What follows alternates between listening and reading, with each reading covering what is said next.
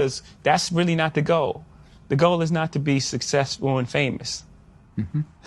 Right. That's not the goal. The goal is, if you have a specific God-given ability, is to live your life out through that. Right. One. And two, we have a responsibility to push the conversation forward until we're all equal. Mm-hmm. Until we're all equal in this place, because until everyone's free, no one's free. And that's just the fact. When you are as amazingly successful as you are, your kids will live in a very different world from the world you grew up in. How do you go about making sure that they understand the world you grew up in? There's a delicate balance to that, right? Because you have to educate your children on the world as it exists today and how it got to that space. But my child doesn't need the same tools that I needed growing up.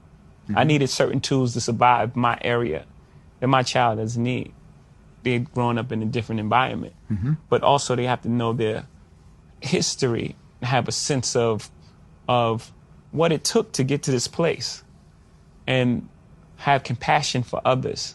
Right. The most important thing, I think, out of all this is to teach compassion and to identify with everyone's struggle and to know these people made these sacrifices for us to be where we are, and to push that forward for us.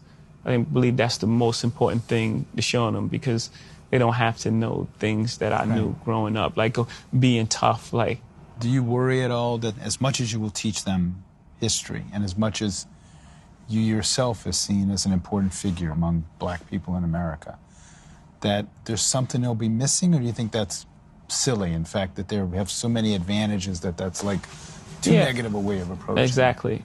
Like they'll be who they are, right? And it's just certain tools that you would hope for your child to have.